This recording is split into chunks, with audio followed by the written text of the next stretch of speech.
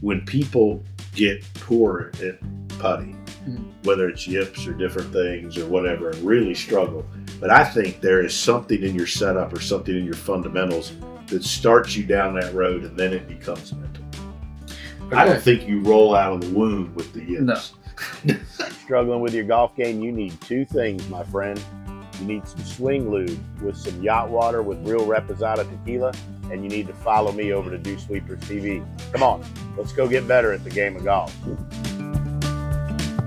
All right, joining me here on the Tour Coach, anytime I get to have a glass of wine with my man Jackson K. Golf, Jackson Koert. It's good to have you in the hizzy today. Thanks for having me, T-Ball. Been great having you down there in the golf studio today, and man, you did some really good work with some short game with some of my juniors and stuff as you're in town, and we're going to do some fun stuff for Colby tomorrow. Thanks for coming down. My pleasure, T. I want to talk a little about short game this evening with you. I think, to me, the lowest hanging fruit of ways to score for people of all skill levels is to improve and sharpen their short game. I kind of want to go through stuff, and let's start with putting. Okay. We'll go with putting and the chipping, and I want to start with when you watch, whether it's juniors or amateurs or good recreational golfers, what are things that you see like that easily they could do that would improve them with their putting? I'm just curious where you think, recently had Todd Sones on talking a little bit about some of this stuff, especially with chipping and putting. I'm curious where your thoughts are, things that they could do. Yeah, always set up initially, right?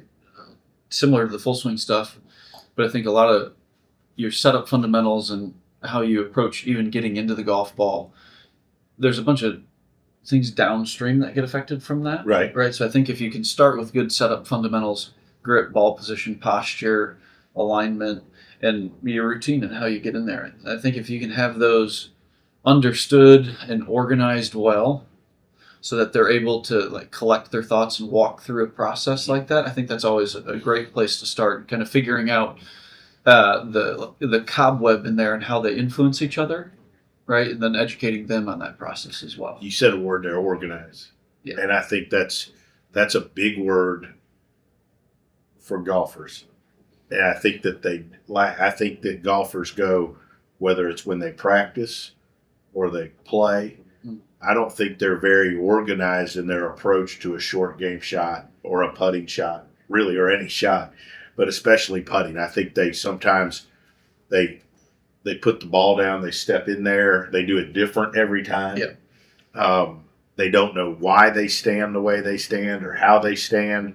If you ask them how far they're trying to be away from the ball, where are they trying to get their eyes, where do they want their hands on the grip, very few of them could answer any of that for you.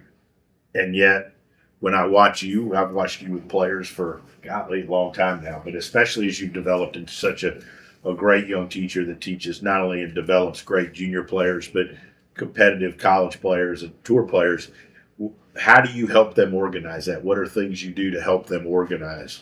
Yeah, that's probably where it gets a little more person specific. But if we're talking about specifically the juniors that we were with today, for sure, grip and setup initially, like where they're aiming, obviously the putter head, but also their bodies with that. Like Steph, for example, today, ball was back, feet were open, and then she was kind of shoving it down the line. Right, she had this disconnect. Like all three of those go together. Right. But let's start with getting the ball in the right spot, making sure she can kind of see her lines and make sure she knows what square is. Right, which is why I always use those sticks. I know it's kind of a easy, simple thing to do with just two alignment sticks, creating like that T formation that I do all the time. But I think that's a quick way for them to get their aim down with the ball position, and then be able to orient their body lines to that. And that's always a quick little piece in the beginning, which, like I said earlier, influences the stuff downstream. But yeah, I think in terms of organization with that, initially when you're having people hit several putts from the same location, that's okay.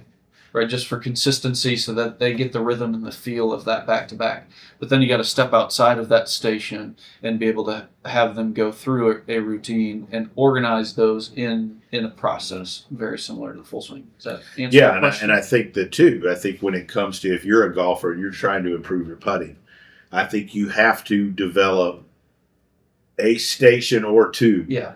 that you set up and you do right. Okay, I think got that it. Yeah. I think that trying to become a better putter, but not addressing or organizing your setup or organizing what you work on is just Yeah. wishful thinking, right? Yeah. So I was you going got to a say careless whisper, but that was like a wham song, right? So, but so how do you organize that for? Yeah. How would you set up Okay. just a sample station? So specific example with Steph. After I watched her putt some, Mm-hmm. a bunch of different putts, left to righters, right to lefter, short and kind of mid range. What I like to do is I find a straight putt 6 to 8 ish feet. Then you put an alignment stick on the outside edge of the hole, and then perpendicular to that, you put another stick down just outside the width of their putter. And so when they set their putter down inside that target line stick, basically, that's square, so they can see it either with the line on their putter matching up to it or with the perpendicular stick for ball position, right? So some people orient their aim better with the line on the face, which actually there's a really cool tidbit that Emilio was talking about today. Okay. We got to talk about this one. Or they see it better with the face and that ball position stick. 6 of one, half dozen. I don't care which one resonates better with the player. But that gets aim and ball position, and then getting their body square to it. And this is taking green reading out of it because I think that's a whole nother concept and a massive influence into this. But I think if I had a little bit more time with Steph, into the specific examples, when I use a mirror, I've kind of changed my process in the last probably 18 months now. I've started doing this a whole lot more. Like when you use a mirror, whatever, old school, you probably always hear that your eyes have to be directly over it. I don't think that's the case for everyone. I think they could be inside it. Inside I it? think a lot of them are inside it. Yeah. I don't see many good outside. No. Okay. Well, in nerd, you've got X, Y, and Z axis. So if you can move your eyes in any three of those directions, you're going to influence what you see. Mm-hmm.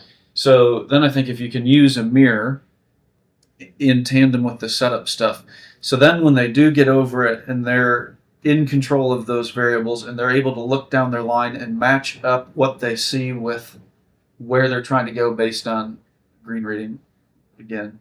But if they can get set up and when they're looking down, it's matching up on that straight putt into the center of the hole, I think that's a massive little cornerstone to being able to take that step, because if they can visually see their intended line, that's a huge key to them being able to see it again and again, and then be able to walk outside of that station and then start to see a line without that stuff. Mm-hmm. Does that make sense? Yeah, I agree. I remember I've told you this, and it's along similar lines. Way back on the Dew Sweepers radio show, years ago, Marius Philmotter used to come on. Okay. Marius was the inventor of the sand. Oh. Okay. Sweet. And Marius came German on. guy? Huh? The German guy? Mm-hmm. Brilliant guy. Great interview. Loved to drink wine too. I love drinking wine with him. But I asked him one time about how important his aim were, and he said, "I care." I'm paraphrasing here, and good Lord, if Marius is listening, if I'm wrong, text me. But he said, "I care where they think they're aimed, Mm-hmm. and can they start it where they think they're aimed?" Where they think they're aimed, and can they start it where they got it?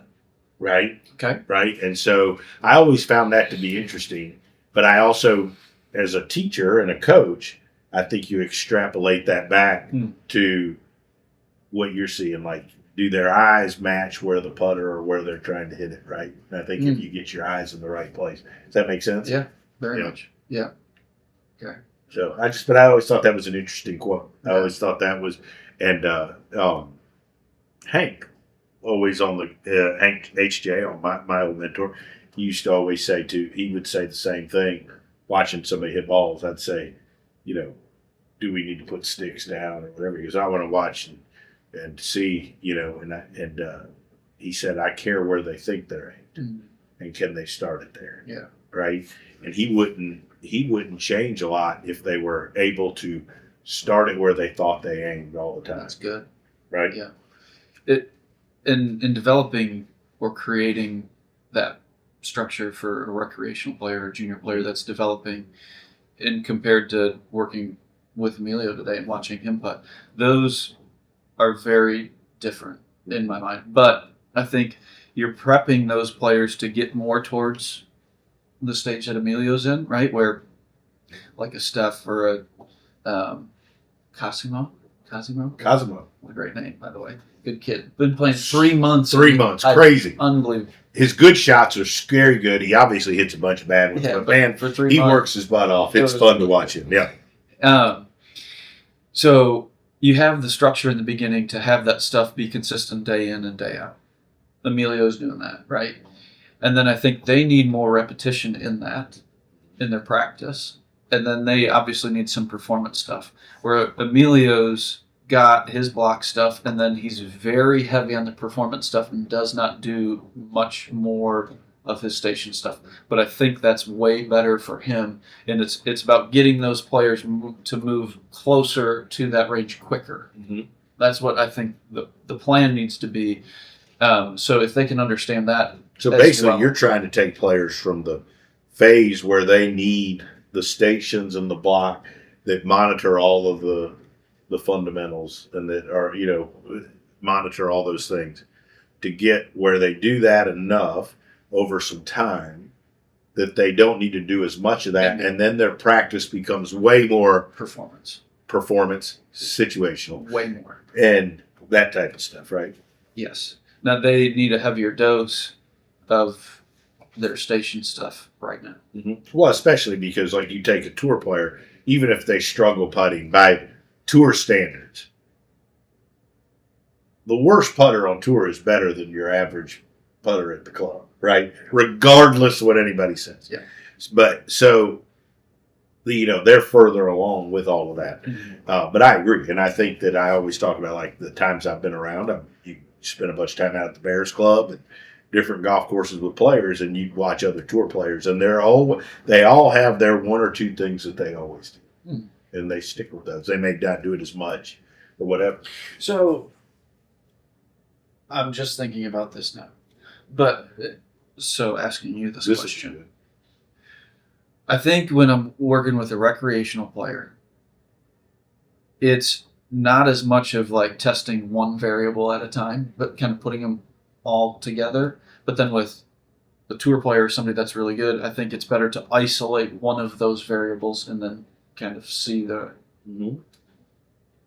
consequence or the results of that action. Mm-hmm. Is that fair to say or no? I think every student's different. I think every teacher's different, right? I obviously, you could argue that I err almost too much on the simplicity side. And I probably, now I don't do near as much putting as you, right? In fact, I refer a huge amount of my putting for my competitive players to you. And I would say that, I probably on all sides tend to isolate, like, what's the one setup thing or the one thing, okay, yeah, right? Right. Because I think that's also matches how I teach full swing, right? But I don't think that there's a wrong or right. I think your results, results speak for themselves, right? I mean, if you're making people putt better and they're scoring better, you're doing a damn good job. Yeah. Okay. I love watching the stuff you do with them. Far more advanced in the putting than I am, and yet, like, still, I believe the majority of people that get off. I said this to Steph. We were talking really more about chipping and pitching, but I think that when people get poor at putting, whether it's yips or different things or whatever, and really struggle, I think people always say it's mental, and I do think it can get to a point where it is mental. But I think there is something in your setup or something in your fundamentals that starts you down that road, and then it becomes mental. Okay. I don't think you roll out of the womb with the yips. No. Okay. So Scotty in one hand, yips in the Yeah. other, right? I mean, yeah, driving down here last night, I was chatting with a fellow coach. And I'll keep their names out of it, just whatever, because we were talking about one of his tour players who was struggling with some putting stuff. And his full swing, he plays a draw. So he sets up with his shoulders on his start line, feet are square, right? And putting coach got shoulders more square, eyes matched up to the line. Started putting a little better, not like, but earth anyway. shattering, but yeah. But then in his full swing, his aim started to get off, and he started the ball on his target line and then started missing it left. Just from his putting stuff. So that's where I think, if you talk about those variables, I think, if you're developing somebody, like, let's get these things nice and concrete, but then with your elite players, you have to isolate or understand each little variable, and then. And I think it's important as a player, regardless of level, to understand that when taking instruction. Yes. I'll tell you a story. You'll enjoy this. So Lee Williams, Yeah. right? I've obviously I still teach Lee. He's in the finance business, and if you got money to manage, there's nobody tighter or cheaper than his ass. So I would for sure let him do it. I charged the wrong credit card for his lessons for a year, and he never spoke up. Yeah, it was Michael Johnson that I charged Michael's credit card. Michael finally figured it out. But anyways, yeah. No. But anyways, yeah. Lee never said it. No, shit, no, he was getting free instruction. And but anyways, Lee obviously worked with Hank, my mentor, through college and as a pro, and he was always, strong face, more of a shut face guy, stronger grip, held the face open, hit a fade, really had a lot of rotation. Wanted to improve his short game. Went to a guy, and they got the face getting real open to be able to chip and pitch it better, and he got to where he couldn't drive the ball at all. Right? And that was unfair to the swing coach he was with at the time, but he cycled through that and he figured that out. He was like, I got it. That's in a nutshell, right? But you've got to be careful to make sure that when you're working on your short game and putting, that you don't change something that's going to leak into your full swing you got to understand your strengths. Your superpower. You got to shout out to Adam Shriver. You got to understand what your superpower is. Now I've had players that were great ball strikers that maybe struggled at putting, and I've always thought I think sometimes their pursuit of trying to become much better at putting weakened their ball striking, right? Yeah. Kind of got on a tangent. No, that's good. That's where I think Shrives is so right under helping a player, right? And Adam Shriver is one of the best in the world at helping a player understand what their superpower is.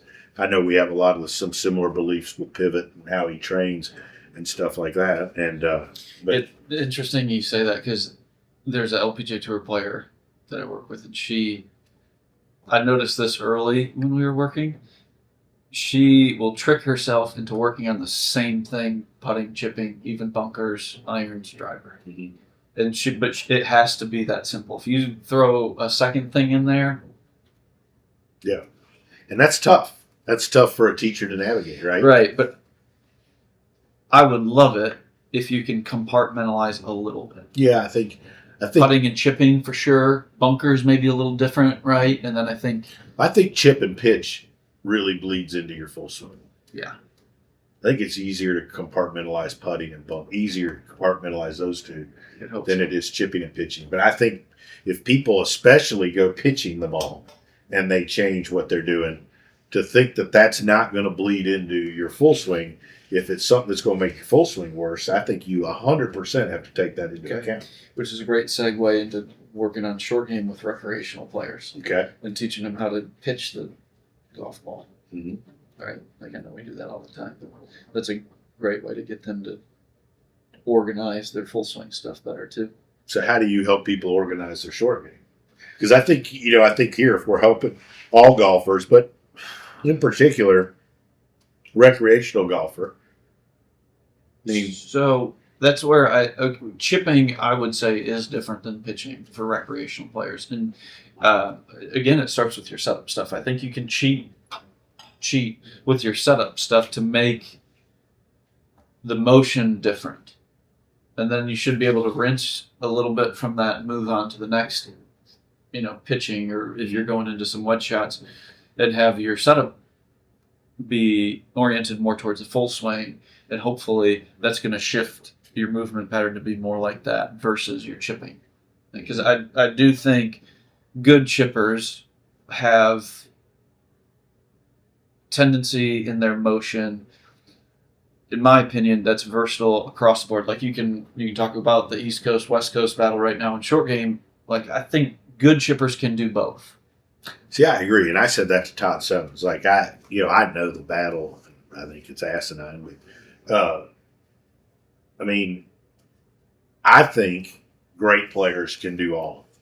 Correct, and that's where I think like the short shots, if you can understand your setup variables based on the lie that you're presented with, right? Like it's all lie dependent. Correct. Like we're getting into dormant Bermuda grass at Atlantic Beach, and chipping there is different in the winter than it is in the summer, and it's wildly different here at Old Palm when it's on Pass Palm, right? That's what's interesting at Old Palm is you've got the short game area where you've got Pass Palm, which is, I would say, is easier to chip and pitch off, especially to spin it. Whereas you go to the first practice hole and it's Bermuda and maybe, completely and grainy and completely different. Yeah. But, I think your little motions and your chip shots around the greens, I think you can alter your setup to make chipping easier and hopefully not let some of that stuff bleed into your full swing stuff, which, like, talking about Emilio, who's down here, like, I have been privileged to be around him and you working a whole bunch, and I know what his wedges look like when it's good, when it matches up with his full swing, and when it doesn't. Mm-hmm.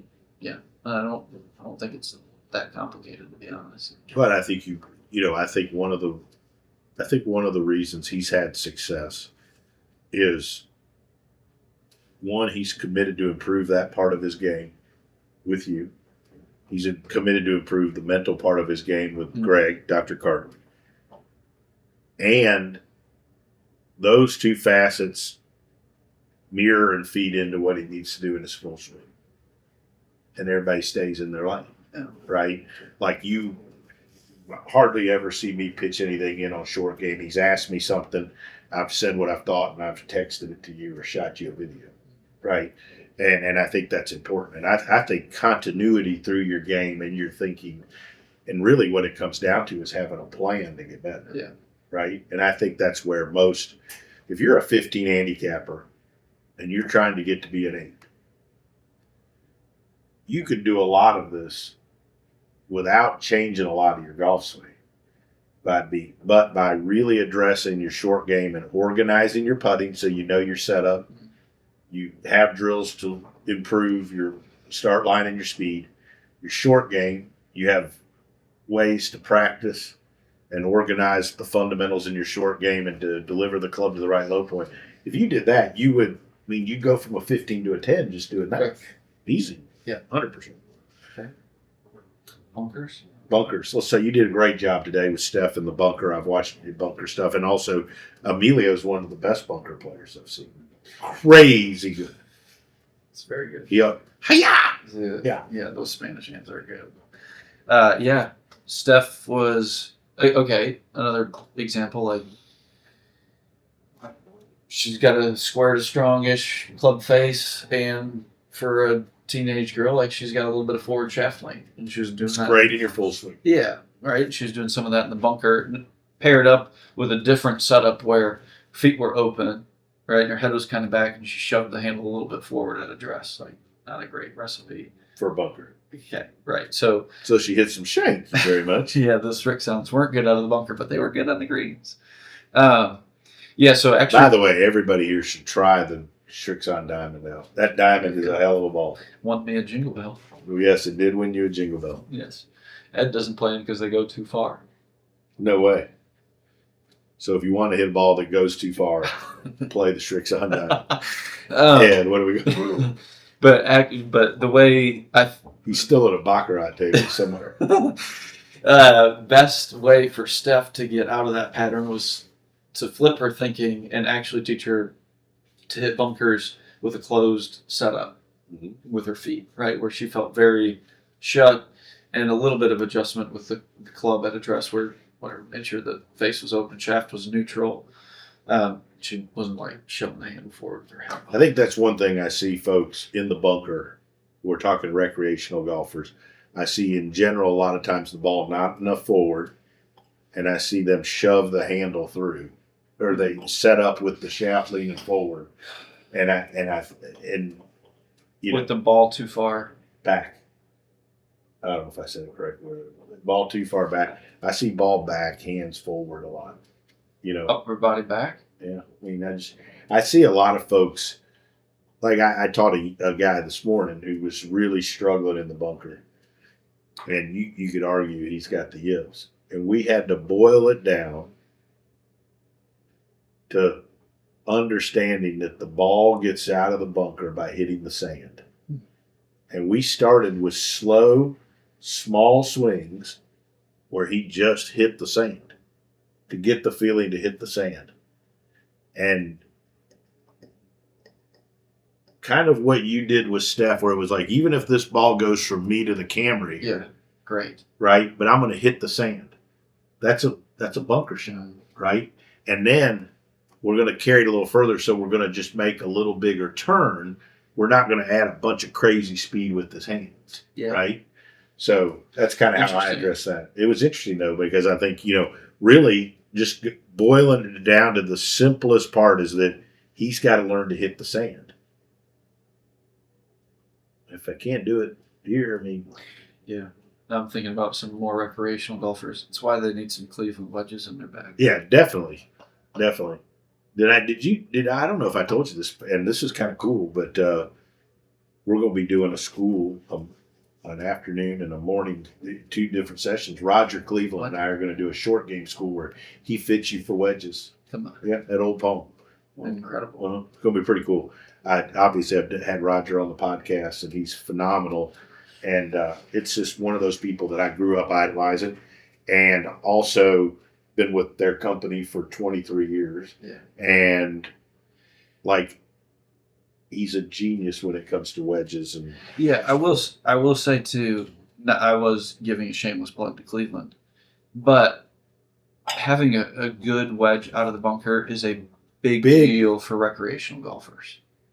I think too, and this is not a plug, it is, but recreational golfers don't always need to play the same wedges that a PGA Tour player, Scotty Scheffler, or Brooks Koepka play. Yeah, that's right. And that's why the Cleveland wedges are great with the CBX line. CBX, I like that CBX for a recreational golfer a lot, because I've helped. Obviously, I teach tour players and develop good players, but I still spend a lot of time on the tee. Like this morning, you saw some of it. Still, I still love helping regular golfers play better, right? And I've put a lot of, folks that are recreational golfers at CBX. It's way more, to me, out of the bunker. It's got a pretty wide, flange, and it's got some weight to it, and it's more forgiving. Yeah, I mean. And I also think around the greens and 20, 30-yard shots, because it has some forgiveness and perimeter weighting. I just think the miss hits go closer to the same distance, which I think especially inside 40, 50 yards is a huge ass deal. Yeah. Elite players too, like another professional golfer, female, changed iron shafts, so changed in her wedges, and her bunker game went to pot. And she went back to old wedges, and they were 15 grams heavier in her wedge shafts, and that was literally the difference. Being fit correctly for your wedges is a big deal. Yeah. And I think folks in general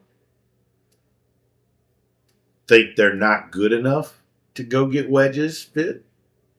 I hear a lot like, oh, well, I'm a 15 handicapper. Actually, it's more important because you're going to use them more, right? Like around the greens. I mean, hell, you're going to use it 7 more times around the green. So here's the best advice out of the bunkers, I think, from a coaching perspective I've gotten. Shout out to Mr. Mark Wood. This would have been back at the Lakewood days. Oh, wow. We're going way back. I'm pretty sure it was there. Might have been Panama City. But he said teaching bunkers is like the farm league in baseball. You've got single A, double A, triple A in the big leagues. If you're in single A, you're just trying to get it out of the bunker. If you're in double A, you're trying to get it on the green. Triple A, you're trying to get it close, in the right area close, right? Big leagues, you're worried about. That's good. Yeah. And the cool part was each step up the ladder is vastly different in your approach.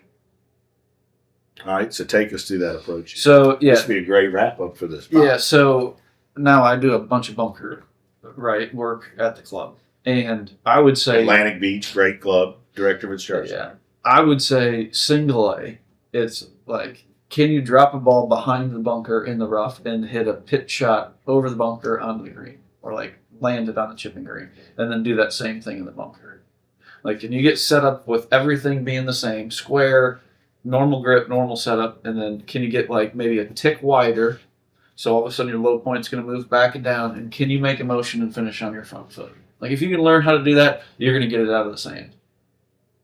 Then I think double A, then you've probably got to start to understand like size of swing, speed, and like a little bit more low point control. All right, so then you can start to control some distance.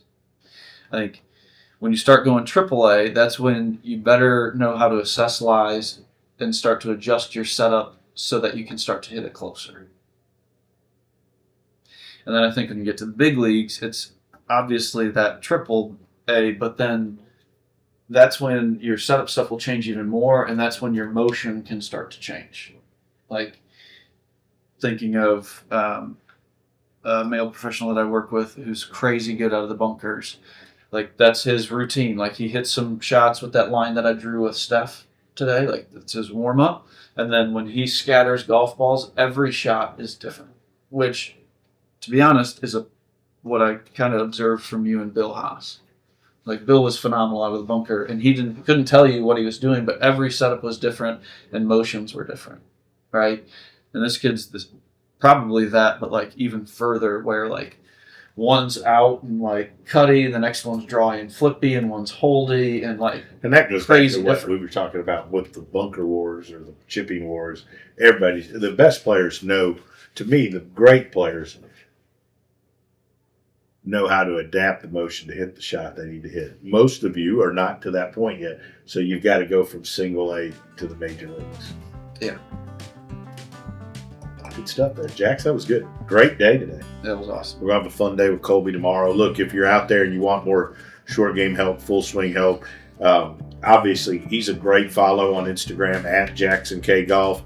We're going to make him put a little more content out too. We got some stuff coming out, so give him a follow at Jackson K Golf and reach out to him there if you're in the area or you want some help. And as always, thanks for coming on and appreciate this. And cheers to you. You're the best, buddy.